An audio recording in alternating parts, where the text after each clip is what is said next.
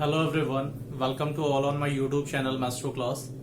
आज की क्लास में हम लोग वोकैबुलरी सेक्शन में आपके लिए ईडियम एंड फ्रेजेस को लेकर आए हैं। तो ईडियम एंड फ्रेजेस का आज हम लोग पार्ट फर्स्ट डिस्कस करने जा रहे हैं। बेहद अच्छे वर्ड्स हैं जो आपके एग्जाम्स में आ चुके हैं। तो जितने भी वर्ड्स का कलेक्शन है, जितने भी आपके फ्रेजेस का कलेक्शन है, वो सारे मोस्टली एग्जाम्स में आ चुके हैं, पूछे जा चुके हैं आपके पर्टिकुलर बहुत सारे एग्जाम्स में। तो आइए चलिए स्टार्ट करते हैं सेशन को। ठीक है, पूरी क्लास आज ईडियम एंड फ्रेज पे बेस्ड है बच्चे।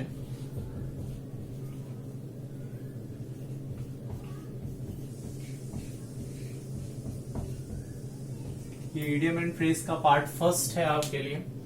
ऐसे बहुत सारे सीक्वेंस में से लास्ट टर्न पे हम लोगों ने वोकैबुलरी सेक्शन में सिनोनिम को डिस्कस किया था। तो आज हम लोग ईडियम एंड फ्रेज को डिस्कस कर रहे हैं। ठीक है, देखिए बेहतर तभी है जब एक सीरियल में सारी चीजें चलेंगी। ठीक है, आइए बात करते हैं।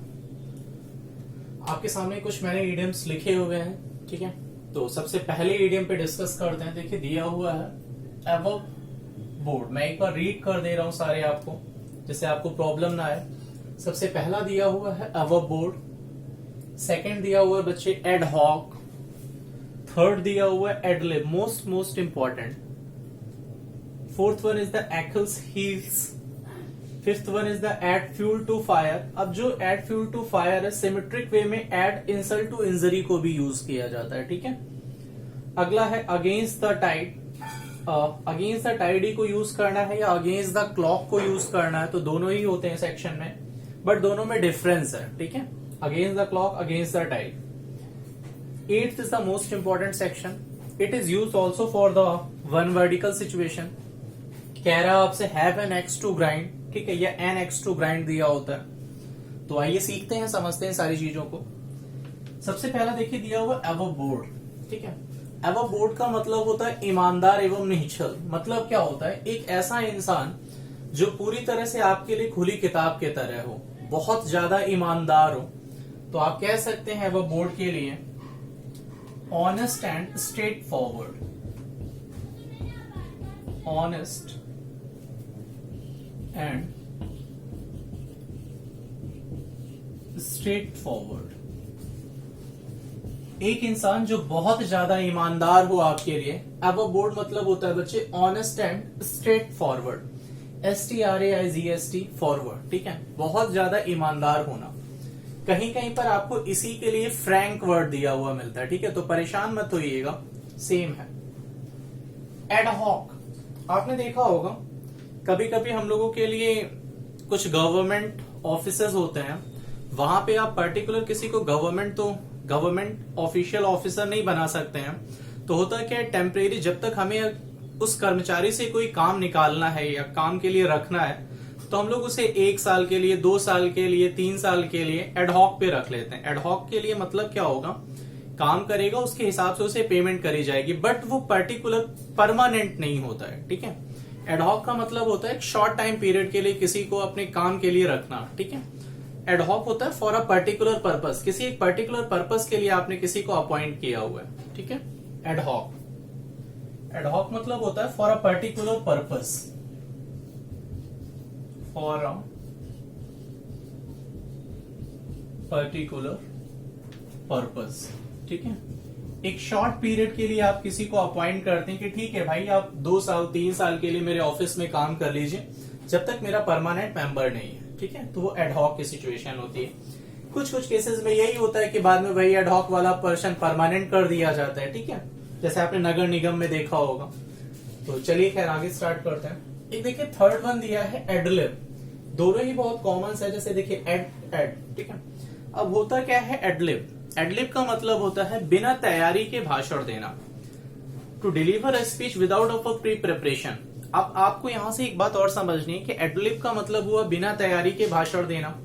आपने वन वर्ड में भी तो 2 शब्द समझे हैं। एक वर्ड आपने याद करिए एक्सटेम्पोर यूज किया हुआ था, उसी के लिए इम्प्रॉम्प्टू यूज करते हैं आप। ठीक है, तो इस शब्द को देखते हैं एडलिब, बिना तैयारी के भाषण देना।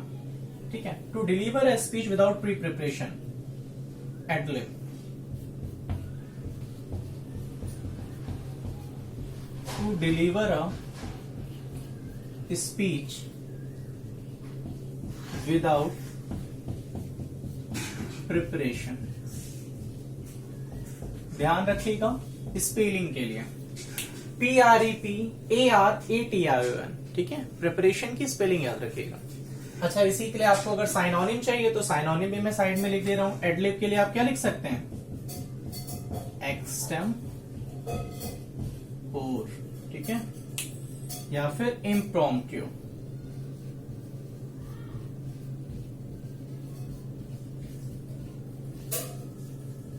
EXTEMPORE एक्सटेम्पोर या impromptu IMPROMPTU ad lib, extempore, impromptu. बिना तैयारी के भाषण देना, ठीक है। याद करिए स्पीच के लिए हम लोग एक शब्द और यूज करते थे, मैडन speech. First speech delivered by a person, किसी भी व्यक्ति के द्वारा जो दी गई सबसे पहली स्पीच होती है वो मैडन स्पीच कहलाती थी। मैडन को भी हम लोग देखेंगे, maiden over, maiden girl, maiden speech. Now for kind your information, ad lib मतलब होता है to deliver a speech without pre preparation, ठीक है।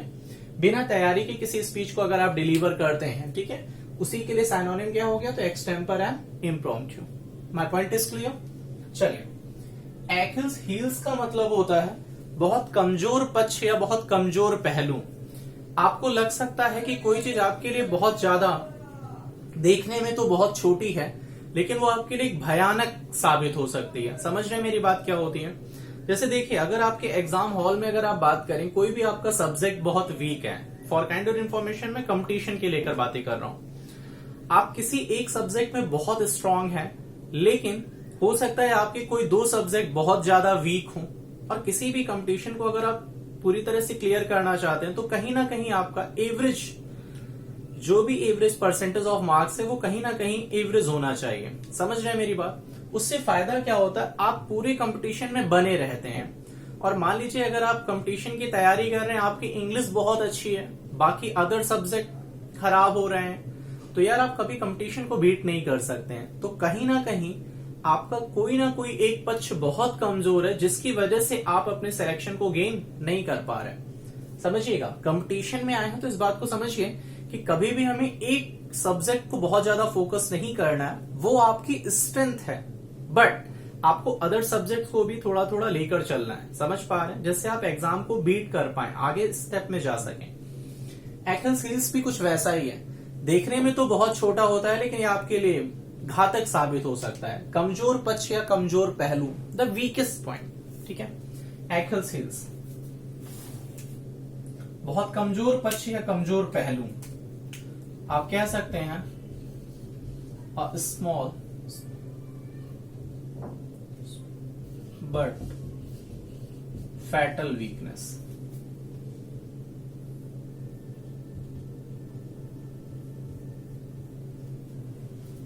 कोई भी चीज आपके लिए देखने में तो बहुत छोटी है, बट फैटल है, लेकिन वो आपके लिए क्या है? घातक साबित हो सकती है। आप यहां पे कह सकते हैं इसे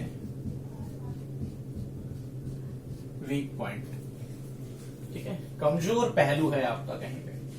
एड फ्यूल टू फायर, जैसा कि आप देख पा रहे हैं, जैसा दिया हुआ है, बिल्कुल सिमेट्रिक मीनिंग है। एड फ्यूल टू फायर, यार अगर पहले से कहीं पर आग लगी हो और उस आग में आप क्या ऐड कर दे रहे हैं? फ्यूल। समझिएगा, आग में अगर आप फ्यूल ईंधन डाल दे रहे हैं तो आग और बढ़ेगी ना।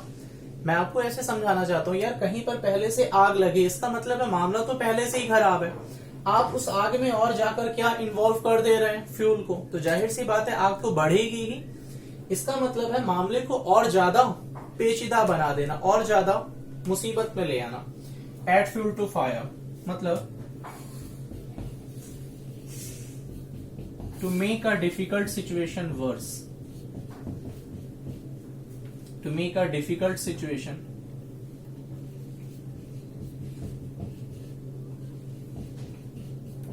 ध्यान से समझिएगा, to make a difficult matter worse, मामला पहले से डिफिकल्ट था, आप उसे और ज्यादा खराब कर दे रहे हैं, ठीक है। To make a difficult situation worse या to make a matter worse, ठीक है। अगला है add insult to injury. Add insult to injury को आप ऐसे समझिए, किसी भी इंसान को आपने चोट पहुंचाई है, साथ ही साथ आप उसे क्या कर रहे हैं? किसी इंसान को आपने प्रताड़ित किया, साथ ही साथ आप उसे क्या कर रहे हैं? उसकी इंसल्ट भी कर रहे हैं, ठीक है। एड इंसल्ट टू इंजरी अक्सर हम लोगों के यहाँ ये हम लोगों की सोशल लाइफ का इन्वॉल्वमेंट होता है किसी भी इंसान से अगर आपको पैसे उधार लेने हैं, अपने उधार पैसे वापस लेने हैं, तो होता क्या है, जब आप उससे अपने पैसे मांग रहे होते सामने वाली पार्टी से, तो होता क्या है, अगर वो पैसे नहीं दे रहा होता टाइम पे, तो हम लोग जरूरत पड़ने पे पहले तो उसे बहुत कुछ कहते हैं जिसके थ्रू वो पैसे दे दें। नहीं हो पाता है ऐसे, तो कहीं ना कहीं हमें हाथापाई की भी जरूरत पड़ती है, तो हमने पहले उसे कुछ अपशब्दों का भी यूज किया, जरूरत पड़ी तो उसे मारा पीटा भी। तो एड इंसल्ट टू इंजरी भी बिल्कुल वैसा ही होता है, ठीक है। To harm as well as humiliate, किसी को शर्मिंदगी महसूस कराना, साथ ही साथ उसे चोट भी पहुंचाना, ठीक है। Add insult to injury. To harm as well as humiliate, याद रखिएगा, बहुत ही अच्छा सेक्शन है humiliate.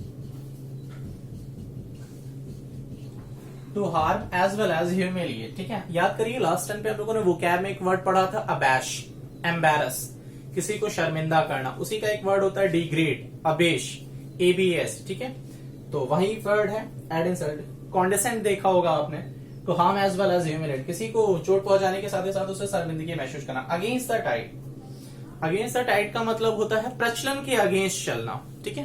That is the tide word is the represented for the प्रचलन, जो आपके ट्रेंड में चल रहा हो उसके अपोजिट जा रहा हूं। अगेंस्ट द टाइड का मतलब होता है to go opposite to a trend, किसी प्रचलन के अगेंस्ट चलना, go opposite to a trend.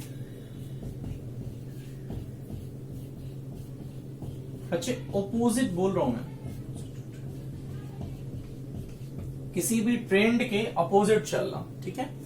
जैसे फैशन में इस टाइम हम लोग देख पा रहे हैं अपने यहाँ jeans shirt, jeans T shirt का बहुत ज्यादा माहौल है, ठीक है। तो अभी मॉडर्न टाइप की अगर आप मॉडर्न ड्रेसेस के बारे में बात करें, वैसे इसी मॉडर्न सेक्शन के दौरान या मॉडर्न कल्चर के दौरान कोई इंसान, मतलब देख पाए आप 70 से 80% लोग अचानक से इसी मॉडर्न सेक्शन में धोती कुर्ते में आ जाएं, तो अब आपको लग रहा होगा अबे यार ये क्या हो गया, ठीक है ना। जो मॉडर्न ड्रेसअप था उसके बीच में अगर कहीं पे कोई धोती कुर्ता पहन के चला आता है, तो हम लोग बहुत उसे ऐसे नजरिए से देखते हैं यार इसने क्या पहन रखा हो, ठीक है। तो अपोजिट टू अ ट्रेंड, किसी प्रचलन से अगेंस्ट चलना, ठीक है। अगला है have an axe to grind. याद रखिएगा, हैव यहाँ पे पोजीशन बताने का काम कर रहा है, हैव यहाँ पे पोजीशन बताने का काम कर रहा है बच्चे। सीधी सी बात है, have an axe to grind का मतलब होता है अपना उद्देश्य पूर्ण करना। जहां कहीं आपका अपना स्वार्थ छुपा हुआ है, तो have an axe to grind का मतलब भी होता है something done for a selfish motive, for selfish reason. कोई भी काम अगर आप करते हैं तो वो सिर्फ और सिर्फ एक पर्पज से, आपका मोटिव सॉल्व होना चाहिए, आपकी जो इंटेंशन है वो क्लियर होनी चाहिए। समझ पा रहे हैं? कोई भी चीज है, something done for selfish motive या सेल्फिश रीजन, किसी भी काम को अगर आप करते हैं तो उसमें आपका इंटेंशन छुपा हुआ है कि मेरा काम हो रहा है या नहीं हो रहा है, ठीक है। Something done for selfish motive, something done for selfish motive. अच्छा, सबसे अच्छी बात होती है वोकैब की, यही सबसे अच्छी बात होती है। अगर आप वन वर्ड पढ़ रहे हैं, ईडियम पढ़ रहे हैं, तो उन्हें रिलेट करना सीखें, ठीक है।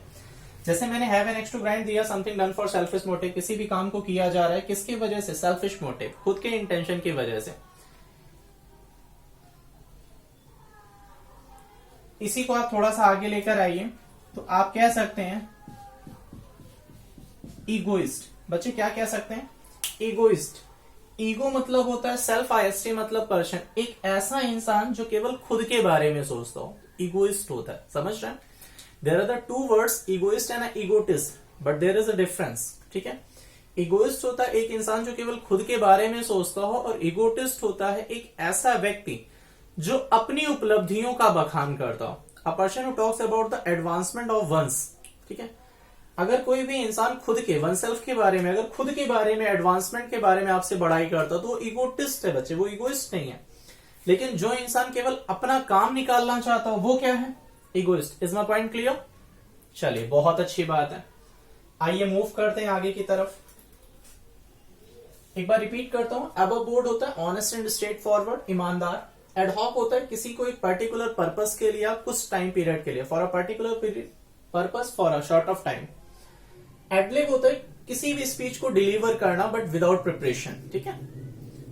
एक्सेल्स होता है जो बहुत ही आपका कमजोर पक्ष, कमजोर पहलू होता है, तो वीक पॉइंट लिखा हुआ है मैंने। Add fuel to fire, add insult to injury, आप देख पा रहे हैं। चलिए आगे मूव करते हैं, ठीक है।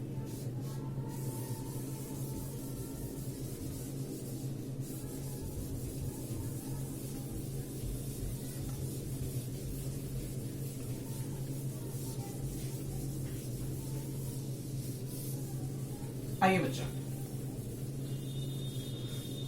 नेक्स्ट नंबर ऑफ सीरीज को, ठीक है, मैं नंबरिंग नहीं रफ कर रहा हूं, नंबरिंग को उसी सीरीज में चलाएंगे। चलिए आइए सीखते हैं। नेक्स्ट क्वेश्चन आपसे कहता है, अभी अभी हम लोगों ने देखा अगेंस्ट द टाइड को, ठीक है।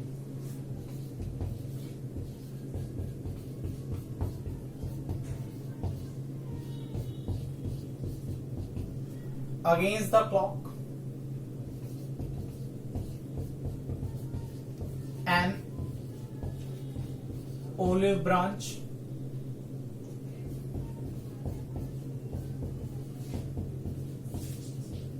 into thin air, most important, put on years. बच्चे बहुत इंपॉर्टेंट है आपके एग्जाम के पर्पज से, पुट ऑन ईयर्स, ठीक है। एप्पल ऑफ डिस्कॉर्ड आप सभी जानते हैं, बहुत इजी है। अब मैं इतना इसे इंपॉर्टेंट नहीं कह हो सकता हूं, बिकॉज कई बार एग्जाम ने पूछ रखा है इन चीजों को। तो एप्पल ऑफ डिस्कॉर्ड या फिर आप कह सकते हैं बोन ऑफ कंटेंशन, ठीक है। एप्पल ऑफ डिस्कॉर्ड या फिर आप कह सकते हैं बोन ऑफ कंटेंशन। बच्चे इसको थोड़ा सा ध्यान से समझिएगा, एप्पल ऑफ डिस्कॉर्ड या बोन ऑफ कंटेंशन को, कि क्या रहता है बोन ऑफ कंटेंशन में, ठीक है। Apple of Discord and bone of contention. Next पे देखो, अगर आप ध्यान दें तो ऑल इन या फिर ऑल इन वन पीस,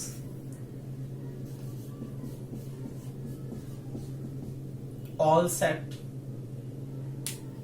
और ठीक है इट्स ऑन।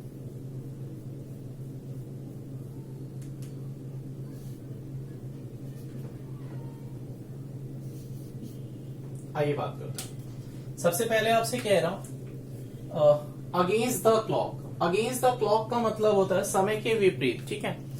अब यहां पर अगेंस्ट द क्लॉक का मतलब होता है जल्दी में किसी काम को टाइम पीरियड से पहले कर लिया जाना। Against the clock, in a hurry to get something before a certain time.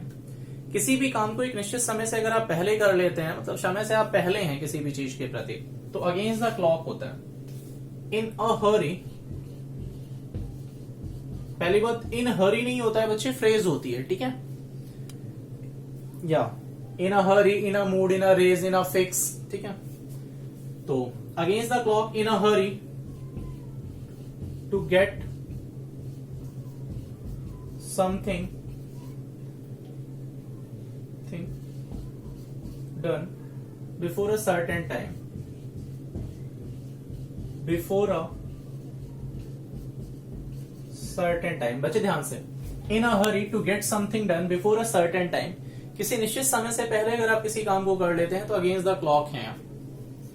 N olive branch होता है। एन ओलिव ब्रांच का मतलब होता है किसी से विनम्र निवेदन करना, प्लीज आप मैटर को शॉर्ट आउट करिए, ठीक है।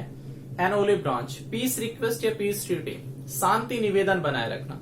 किसी इंसान से आप कह रहे हैं कि प्लीज यार मैटर को शॉर्ट आउट करिए, शांति बनाए रखिए। N olive branch. पीस, ठीक है,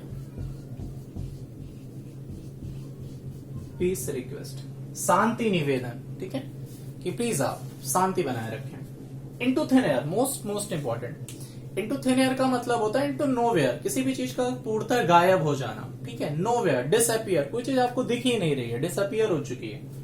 इनटू थिन एयर, समझ ही पा रहे होंगे, बादलों के बीच में चला जाना, डिसअपियर हो जाना, डिसअपियर। अब जब कोई चीज डिसअपियर हो गई मतलब वो चीज क्या है, नोवेयर, ठीक है।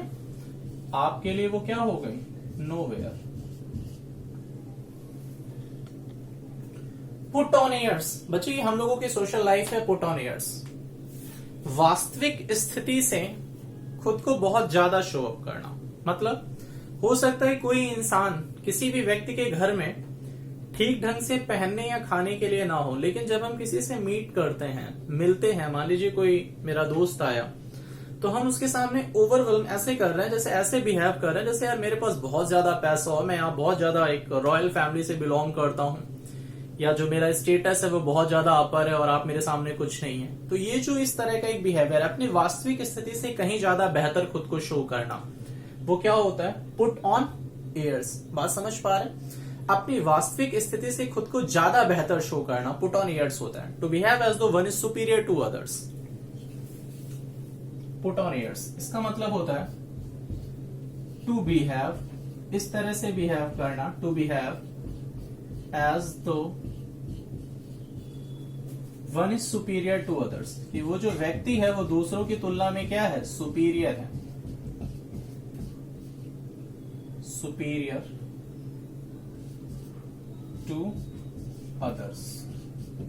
अच्छा याद रखिएगा, हमारे पास कुछ ऐसे एडजेक्टिव्स हुआ करते हैं जो अपने साथ कंपैरिजन बताने के लिए देन का यूज नहीं करते, टू का यूज करते हैं अपने तुरंत बाद। Like senior, junior, inferior, prior, prefer, preferable, Elder. ठीक है, कंफ्यूज मत होइएगा, ओल्डर नहीं, एल्डर। इनके तुरंत बाद अगर आप कंपैरिजन करना चाहते हैं तो टू का यूज किया जाता है। देखिए मैंने सुपीरियर लिखा तो मैंने टू लिखा हुआ। ठीक है, चलिए एप्पल ऑफ डिस्कॉर्ड या bone of contention. Apple of discord या बोन ऑफ कंटेंशन का मतलब होता है बच्चे लड़ाई या झगड़े का कारण, विवाद का कारण। ठीक है, डिस्कॉर्ड देखिए एक नेगेटिव वर्ड है, विवाद के लिए यूज किया जाता है। ठीक है, कंटेंशन विवाद के लिए यूज किया जाता है, स्ट्राइफ दंगा।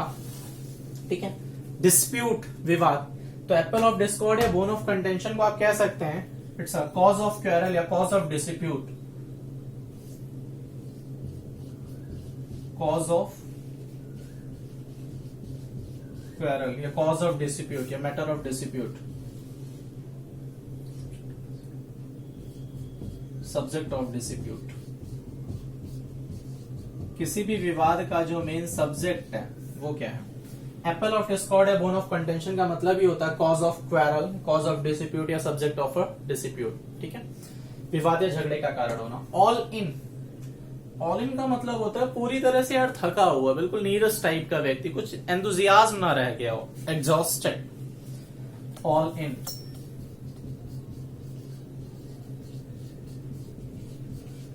एग्जॉस्टेड।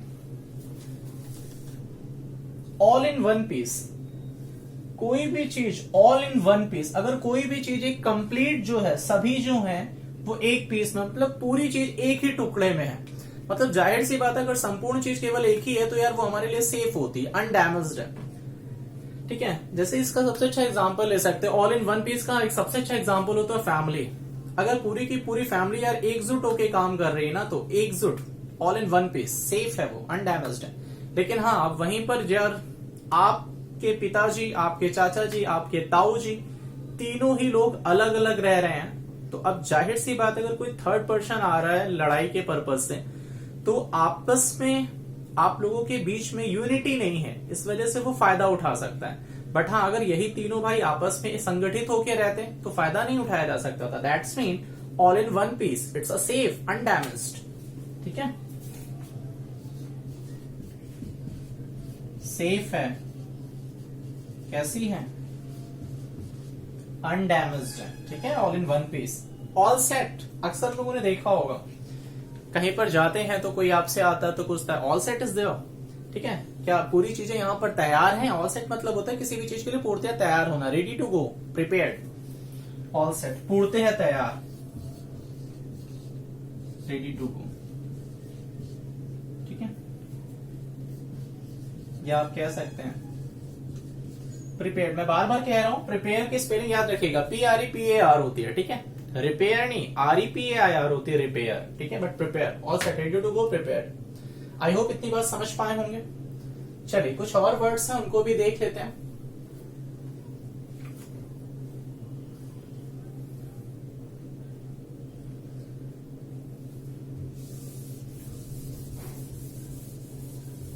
देखिए एप्पल ऑफ डिस्कॉर्ड है, बोन ऑफ कंटेंशन में परेशान मत होइएगा कि सर आपने यार डैगर्स ड्रॉन तो छोड़ दिया। ठीक है, चीजों को एक लिमिट के साथ देखते हैं, एक एक स्टेप बाय स्टेप चीजों को सीखेंगे तो ज्यादा बेहतर है। ठीक है, जहां मुझे जरूरत लगेगी मैं बिल्कुल बताऊंगा आपको।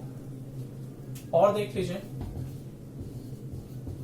एन आर्म चेयर जॉब, एक और देख लीजिए, ऑल ईयर्स। ठीक है, चलिए एक और बता दे रहा हूं। देखिए होने के लिए बहुत सारे ईडियम्स है यार, ईडियम्स की लिमिट नहीं है, लेकिन अभी हम लोगों को एक सीरीज के तहत इन अ टाइट कॉर्नर, ठीक है, चलिए इन अ टाइट कॉर्नर अभी ना देख के हम लोग पहले देख लेते हैं Apple of Apple pie order, और फिर तुरंत ही एप्पल पाई ऑर्डर। ठीक है, और फिर यहीं पर इसका एक अपोजिट भी देख लेते हैं, eight 6s and 7s and it is your last. देखिए बच्चे, एन आर्म चेयर जॉब दिया है, ऑल ईयर्स दिया है, एप्पल पाई ऑर्डर दिया है, एट 6s and 7s दिया है। मोस्ट मोस्ट मोस्ट इंपॉर्टेंट है आपके लिए। ठीक है सर, आप इतने इंपॉर्टेंट क्यों बता रहे? अरे बच्चे इसलिए बता रहा हूं क्योंकि बहुत सारे एग्जाम्स में डायरेक्टली पूछे गए, इस वजह से इंपॉर्टेंट है।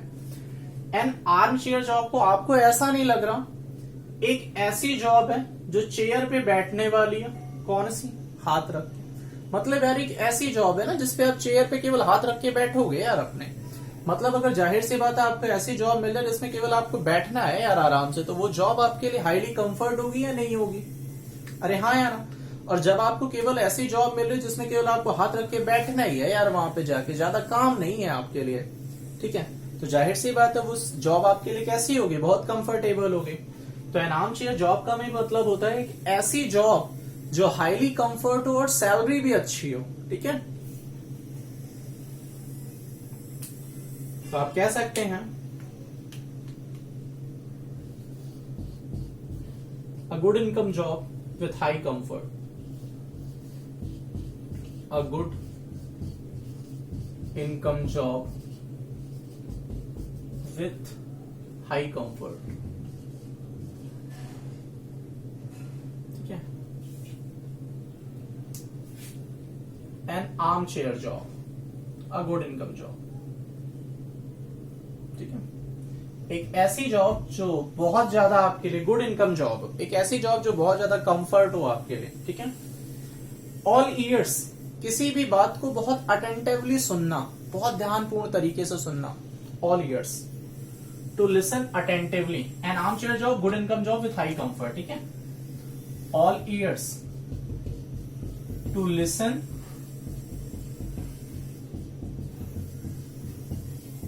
अटेंटिवली, किसी भी चीज को बहुत ध्यानपूर्ण तरीके से सुनना। Apple pie order at 6s and 7s, इसके लिए सबसे अच्छा एग्जांपल स्टूडेंट लाइफ हो सकती है। कैसे? एप्पल पाई ऑर्डर में होता क्या है, चीजें बहुत साफ सुथरे और एक सुव्यवस्थित ढंग से होती हैं। तो एप्पल पाई ऑर्डर है, चीजें एक क्रम से हैं, साफ सुथरी ठीक ढंग से रखी गई हैं। जैसे हम लोगों के घर में हम लोगों की सिस्टर्स, जो हम लोग की दीदी होती हैं या छोटी बहनें होती हैं, वो अक्सर चीजों को बहुत एक सिस्टमैटिक ढंग से रखना पसंद करती हैं इन कंपैरिजन टू आर। और वैसे बॉयज की फैमिली में बहुत सारे ऐसे बच्चे होते हैं यार जिनकी चीजें, किताब कहीं पड़ी है, ड्रेसेस कहीं पड़ी हैं, तो वो कौन सी कैटेगरी में आते हैं? Eight 6s and 7s। Is my point clear? चलिए, that is true. Apple pie order,